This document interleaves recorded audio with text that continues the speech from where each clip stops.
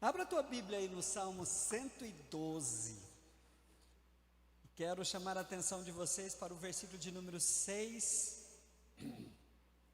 e 7 e 8. Para destacarmos aqui a bênção, tantas bênçãos que tem nesse salmo, mas especificamente nesses 3 versículos, porque essa realidade aqui me chamou muita atenção, irmãos, essa semana. Interessante como nós somos desafiados a crermos no que diz a palavra e não o que nós sentimos, né? Olha o que diz, na minha versão, diz assim: o justo jamais será abalado, para sempre se lembrarão dele. Não temerá más notícias. Seu coração está firme, confiante no Senhor. O seu coração está seguro, nada temerá. No final, verá a derrota dos seus adversários.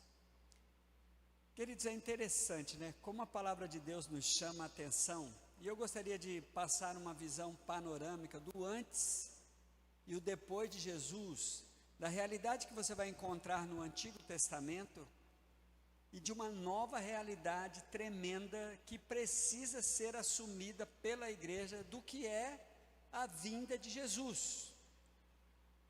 E a mudança total, integral, radical, simbolizada pelo rasgar do véu no templo, no dia que Jesus, na hora que Jesus faleceu. Houve aquele, para nós, isso meio passa sem perceber assim, mas ali era o grande símbolo de como a partir de agora, o acesso a Deus, aos mistérios do Senhor, não precisariam mais de nenhum intermediário, e que as pessoas estariam sendo em Cristo transformadas, depois de uma decisão de Deus, de colocar um princípio assim, o único princípio, preste bem atenção, que é a fé.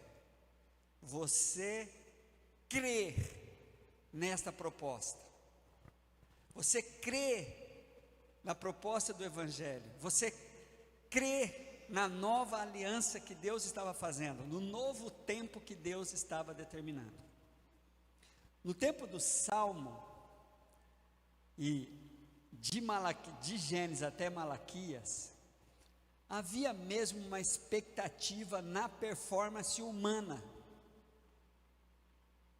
Os seres humanos eram pessoas que viviam debaixo de uma pressão muito grande, principalmente a nação judaica, de cumprir de maneira minuciosa os princípios, a lei, ou seja, fazer por merecer a bênção. Esse era o tempo antes de Jesus.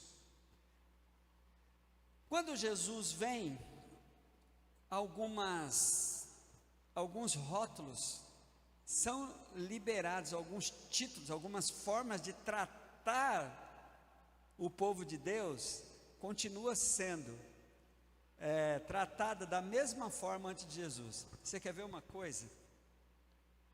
Esta expressão, justo, irmãos, a maioria de nós vivemos antes de Jesus, quando a gente depara com esta expressão. Eu não sou, você não é essa a ideia? Não tem ninguém justo, porque a gente vai lembrar do salmista, fala assim no Salmo, não há um justo sequer. Mas depois de Cristo, tudo isso mudou. A sua decisão, olha só, a sua decisão de crer em Cristo, depois que lhe foi proposto o Evangelho, transformou você em uma pessoa justa. Outro exemplo, que é difícil, olha, raramente eu já vi alguém se libertando da pressão da palavra santo. Não tem jeito.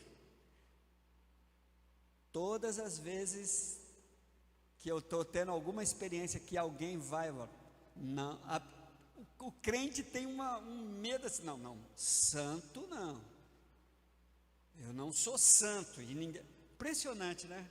Por que será que os crentes têm dificuldade de assumir que ele é santo?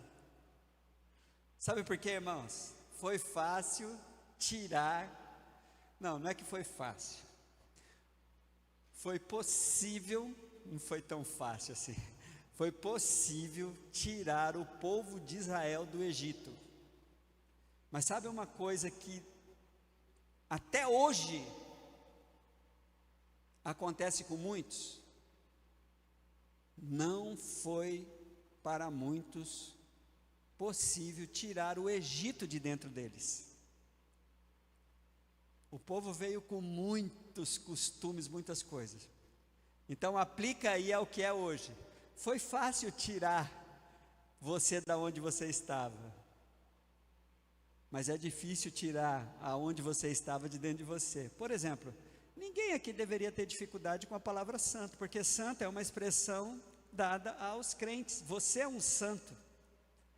Você, não porque você é cheio de bons exemplos, que nem os santos tradicionais da nossa história, da maior religião do nosso país, não, é porque a Bíblia fala que você é santo. Sabe quem Paulo chamou de santo? Os crentes de Coríntios. Vai vendo, irmãos.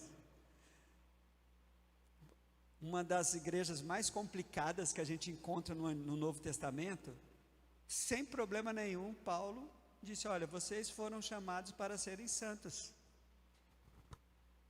Então, veja só, a bênção do Salmo 112, primeiro vai tirar essa ideia, não tenha medo nenhum de você saber que você é um justo, não tenha dificuldade nenhuma de assumir que você é santo, não precisa no seu próximo discurso sobre bons exemplos, não sei o que, você usar essa expressão, santo eu não sou. Não, você é santo, não porque você faz tudo certo, não porque você acerta todos, é porque você foi separado para acertar, amém? E a palavra justo, é porque você está do lado certo. Justo, já falei isso, desde quando eu li o livro do Dr. Russell Shedd, Espírito, Carne Espírito, Carne, eu acho que esse é o título do livro, que tirei esse conceito de lá, pelo nosso professor, infelizmente o Senhor o levou já. Falei, essa palavra, falei assim, nós somos justos, não porque fazemos tudo certo, porque estamos do lado certo. Então quando você ouvir expressões, e o ensino sobre a justificação, não é? O ensino claro sobre a justificação, do que foi que Cristo fez por nós. Você pega Romanos 5, versículo 1 e está lá: justificados, pois, pela fé, temos paz para com Deus por meio do nosso Senhor Jesus Cristo. Então, em Cristo, você é justo. Em Cristo, você é santo. Então, vamos combinar entre nós aqui. Só entre nós que está aqui, tá? Se alguma vez eu estiver te ouvindo e você tiver dificuldade de se assumir como santo, eu vou falar, pode assumir que não é pecado não, tá? Mas é difícil isso, por quê? Porque nós saímos do Egito, mas o Egito não saiu daqui de dentro de nós. Qual que é o conceito que temos de justo? A pessoa que faz tudo certinho, não erra nada. Qual que é o conceito que temos de santo? É a nossa cultura. Não, santo só é quem... Não, a Bíblia fala que os crentes em Cristo Jesus são santos. Não é que a gente faz, agora vem dar uma de santinho. Pois é, vem dar uma de santinho. É difícil tirar esse conceito do que é santo para nós hoje, mas seria muito bom você tirarmos. Mas vamos continuar olhando aqui, irmãos, para a gente, junto com a bênção que Deus está para liberar para nós em cima desse salmo, a Bíblia vai dizer isso, de que o justo jamais será abalado É interessante, que tipo de abalo é esse? Aquele que faz o indivíduo ruir, desistir de si mesmo, desistir de Deus, desistir de continuar confiando. Essa é, porque a gente sofre abalos, e aí o Senhor nos dá a bênção de sentirmos as coisas, de chorarmos, de clamarmos, nos dá a chance, a oportunidade de tomarmos algumas atitudes emocionais, tipo, irai-vos, mas não pequeis. Algumas coisas nos abalam, irmãos, a gente fica mal, a gente fica triste, esses sentimentos não nos comprometem. O problema é quando aquilo que nos abala, nos afasta de Deus e da sua vontade, só da vontade de Deus, porque de Deus nós não podemos nos afastar nunca, porque a gente não consegue, né? Então veja só, o justo jamais será abalado, a ideia de abalado aqui jamais será destruído, destroçado, desistindo de tudo. E aí vem as coisas que abalam a gente, versículo de número 7, as más notícias. É interessante como nós somos desafiados a enfrentar de maneira diferente as más notícias. Primeiro, elas vêm, gente, misericórdia. Sabe o que é ruim? Quando você tem que ser o portador de uma má notícia. E pastor é um dos momentos difíceis da vida de um pastor, gente. Olha a experiência que nós pastores temos. Imagine você estar dormindo e chega um pastor, o pastor que você conhece, batendo palma na sua casa 2 horas da madrugada.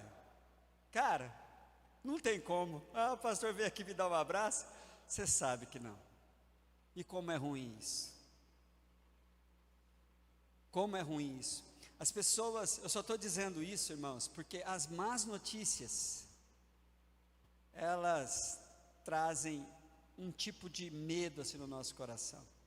Quando vir, e eu já tive essa experiência, né? De ter que ir. E as más notícias é muito interessante. Algumas pessoas meio que ficam prevendo assim. Primeira coisa, nós temos a tendência, olha aqui, nós temos a tendência, quando qualquer coisa sai da rotina normal de nossas vidas, nós temos a tendência de esperar uma má notícia. Atrasos de pessoas, coisas combinadas que não foram cumpridas, é impressionante. Se você for uma pessoa normal como eu, a primeira coisa que passa no seu coração, vem vindo alguma má notícia aí. É impressionante, mas aí vem a Bíblia e fala para nós, primeiro, sabermos que elas virão. As más notícias chegam, porque estamos nessa dinâmica de família, de vida, as más notícias chegarão. Mas só que a Bíblia diz? Para nós não pegarmos essas más notícias e revestirmos ela com algo que não vai ajudar-nos a vencê-la, com o medo. A bênção do Salmo 112 nos faz lembrar de que não temerá, porque você já foi colocado do lado certo no versículo de número 6, e agora você não temerá as más notícias, sabendo que elas virão. Agora, o que você deve exercitar é não transformar coisas que você não sabe ainda, já bate pronto, já dizer que vem coisa ruim por aí. Não, tome cuidado. Talvez o atraso é só um atraso, é só um pneu que furou, é só um ônibus ou um voo que foi perdido, mas não necessariamente a desgraça que a gente fantasia. Como, eu estou dizendo de mim, tomara que tenham pessoas aqui iguais a mim. Como nós fantasiamos coisas ruins quando qualquer coisa sai do nosso controle. Quando as coisas mudam a rotina esperada, ou então a expectativa esperada. Mas aí, irmãos, o que a Bíblia diz? Não temerás más notícias. Por quê? Porque o seu coração, olha só que coisa linda, o seu coração está seguro. Amém, igreja? Aí a gente tem que dizer, tem que confiar. Uma Bíblia diz assim, que o seu coração está seguro e nada temerá. Tem outra tradução que eu acho muito legal. O seu coração está bem firmado. E mais uma vez, ele não temerá. Então veja só, irmãos. É interessante nós olharmos para um salmo como esse e falar assim, quais são as bênçãos que tem neste salmo para mim?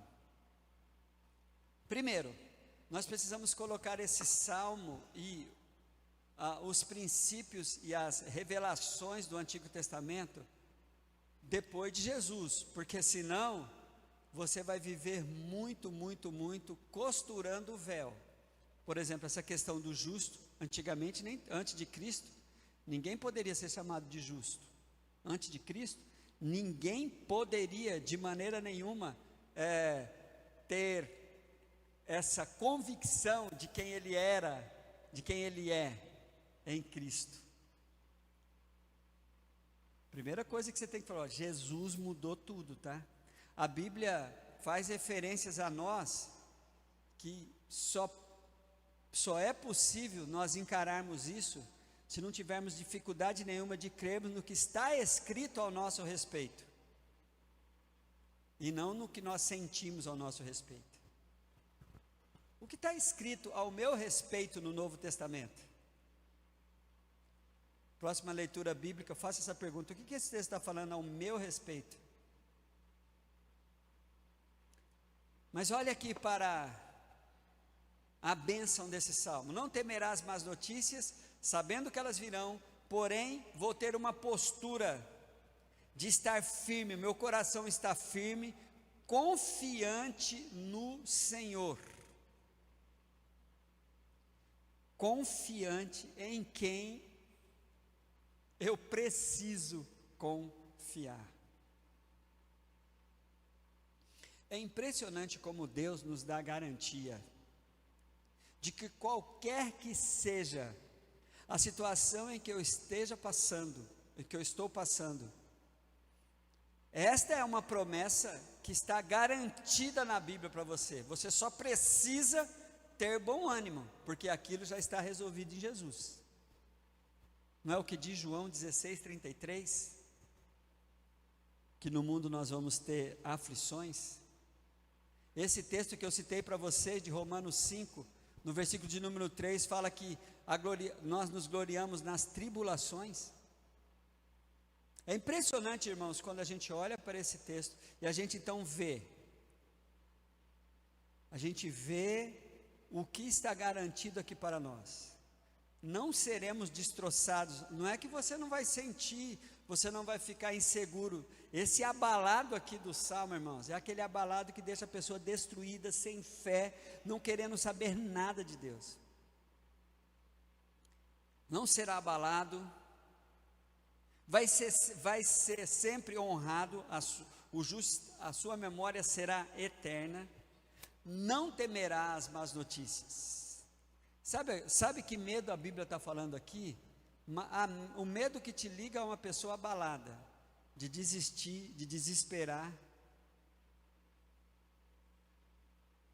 É disso que a Bíblia está falando. E aí, vem uma coisa aqui também que eu quero jogar para vocês dentro da nova aliança. Dentro da nova aliança instaurada por Jesus, que por acaso tem a ver aqui com o nome da nossa igreja, né? Irmãos, olha só o versículo de número 8, quero destacar aqui uma coisa muito interessante. O seu coração está seguro, nada temerá, no final verá a derrota dos teus adversários. Quem são os adversários depois de Jesus? Gente, antes de Cristo, as relações humanas eram muito pautadas em quem não é de Deus é meu inimigo. Quem não faz parte do povo de Deus é meu inimigo. Hoje, algumas pessoas tomam decisões perigosas de se levantar como adversário seu. Mas é um risco que essas pessoas estão correndo. A pior coisa é se levantar contra um crente em Cristo Jesus. Seria bom, com amor, você avisar alguém que está te aporreando aí, está te perseguindo, falar assim: é melhor você parar. Você está me ameaçando? Não. É porque eu estou orando por você. Gente, as pessoas correm um risco por estar mexendo com você. As pessoas que se levantam com você como seu adversário, primeiro, ela está totalmente fora da vontade de Deus, porque nós temos, depois de Cristo, só um adversário, que é Satanás, e vários adversários que são os demônios.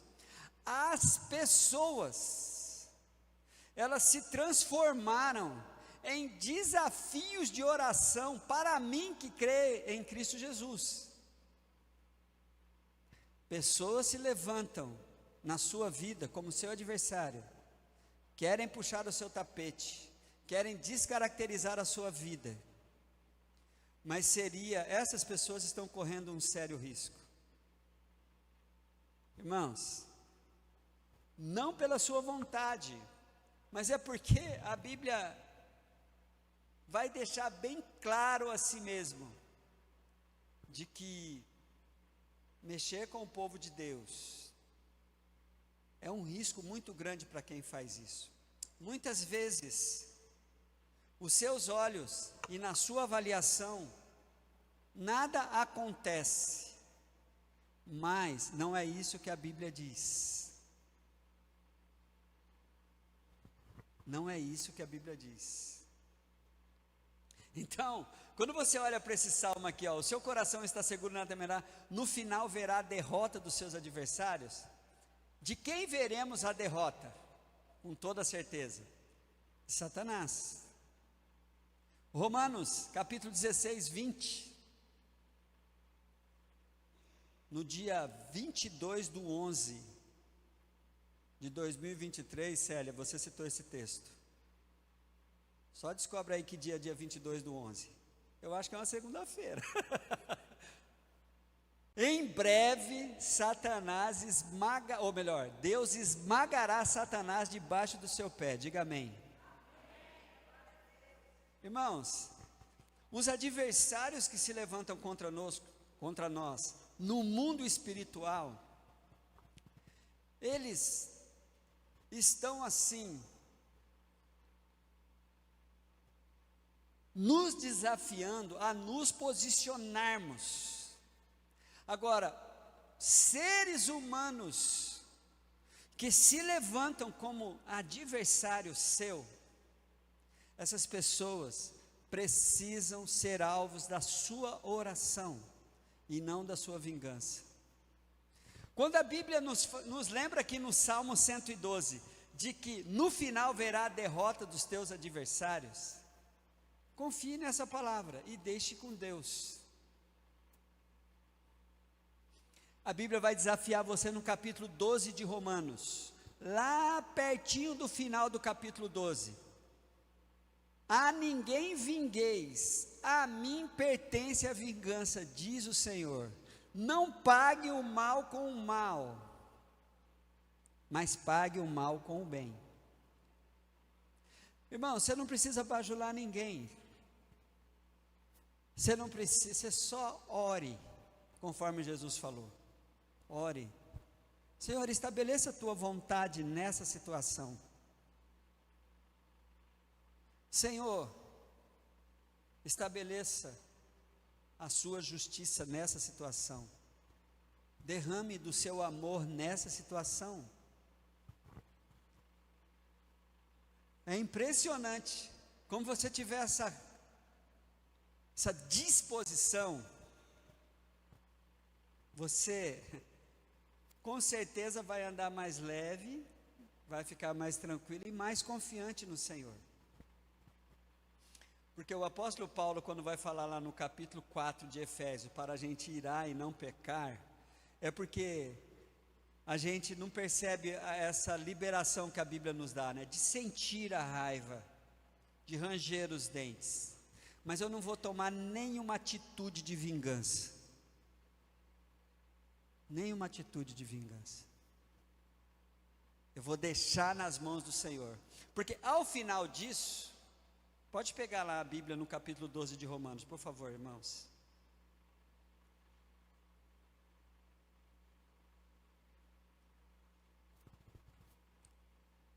Ao final disso, a gente vai ter essa percepção aqui. Olha só que como é lindo isso. Versículo 17. Eu quero ler porque eu estava citando de cor aqui, mas eu não sabia o endereço direitinho, mas agora eu sei. Não retribua ninguém com mal por mal. Procure fazer o que é correto aos olhos de todos. Faça todo o possível para viver em paz com todos. A tua parte, você vai fazer o possível para viver em paz. Amados, nunca procurem vingar-se, mas deixe com Deus a ira, pois está escrito: minha vingança eu retribuirei, diz o Senhor. Ao contrário, se teu inimigo tiver fome, lhe dê de comer, se tiver sede, lhe dê de beber. A Bíblia não nega que nós temos inimigo, mas o que eu vou oferecer para o meu inimigo? Jesus e Jesus. Se ele tiver fome, esse indivíduo, e essa fome é a fome espiritual, né? Mas se ele me pedir literalmente um prato de comida, dê um prato de comida. Sabe por quê? Porque você não é adversário de ninguém, você não é inimigo de ninguém, é a pessoa que está se colocando assim. Olha o que acontece, vê se isso não tem a ver com o que está escrito no Salmo 112. Se o seu inimigo tiver fome, lhe deu de comer, se tiver sede, dê de beber. Fazendo isso, você amontoará brasas vivas sobre a sua cabeça. O indivíduo vai falar: caramba, jamais esperei que essa pessoa ia retribuir dessa forma. Pensei, porque a pessoa está querendo a vingança, está querendo a treta, está querendo o fight, a briga. E você fala assim: não, querido, vou orar por você. Jesus te ama. Vê se isso não tem a ver com o que está escrito literalmente, no versículo 8 do Salmo 112. O seu coração está seguro, nada temerá. Aí vem a Bíblia e diz, de que deixe que o Senhor, se você fizer o bem para quem está te fazendo mal, você vai amontoar brasas vivas na consciência dessa pessoa, vai queimar os miolos da pessoa. Ele não está esperando isso. Um dia desse eu tive uma experiência muito interessante. Cometi uma falha no trânsito assim, meio que joguei a caminhonete. Um dia desse não, faz tempo que era caminhonete ainda. Joguei a caminhonete em cima do motoqueiro, lá naquele bairro São Marcos, sem querer. Aí estava indo para o lado do Asberon, olhei pela retrovisor, o motoqueiro vinha bravo atrás de mim. Eu falei: puxa vida. E ele veio, aí eu cheguei, parei o carro, desci e falei: cara, me desculpa, eu cometi o erro. Aí ele olhou para mim e falou assim: pastor Erlindo. Falei: graças a Deus. Ô pastor, como é que o senhor está? Não sei o que. Mas eu decidi assim, falei: me desculpa ter causado esse constrangimento em você, mas a disposição é da gente exatamente estar ali, não se colocando como se fosse tão agressor como o agredido me entendeu. Mas a humilhação, um pedido de desculpa, um foi mal, irmãos, não faz mal para ninguém. Aí a Bíblia diz então, fazendo isso você montará brasas vivas. Aí o versículo 21, tá? Do lado de Romanos 12. Não se deixe vencer pelo mal, mas vença o mal com o bem. Todas as vezes que o mal é vencido com o bem, o inimigo é derrotado. Os inimigos são derrotados, os adversários são derrotados. Pastor, é difícil. Eu não sou santo para fazer isso. Não, você é sim, você consegue. Você consegue. Então, queridos, quero concluir então, pincelando as bênçãos existentes nesses 3 versículos do Salmo 112. Primeiro, não tenha dificuldade nenhuma de receber essa designação divina ao seu respeito. Você é um justo, você é uma pessoa justa. Não porque você faz tudo certo, mas porque você está do lado certo e você já ouviu isso muitas vezes dos meus lábios. É muito bom você saber que o Senhor jamais deixará você se abalar, de você perder todas as suas estruturas. Você vai passar por momentos difíceis, porque as más notícias chegam, as coisas ruins acontecem, mas elas não são maiores do que a bênção que Deus te deu, a capacidade que Deus te deu de você enfrentar isso. Porque a Bíblia diz de que você está firme, o seu coração está firme, você está confiante no Senhor, não em você. Preste bem atenção. Pare de confiar no seu potencial, somente nele. A força e o entusiasmo e a coragem tem que vir de Deus, porque senão a gente se decepciona. Seja firme e confiante no Senhor. Assim o seu coração estará seguro, porque no final você verá a derrota dos seus adversários. E os seus adversários aqui, irmãos, não tem a ver com seres humanos, mas tem a ver com a promessa que Deus já tem, de que maior é o que está em você. 1 João 4,4, maior é o que está em nós, maior é o que está em nós, do que o que está no mundo. A Bíblia vai deixar isso bem claro para nós. E por fim, aguarde, sem duvidar, não duvide dessas 2 promessas escritas na Bíblia para você. Romanos 8:28, todas as coisas contribuem para o bem daqueles que amam a Deus. Romanos 8:37, sobre todas as coisas nós somos mais que vencedores.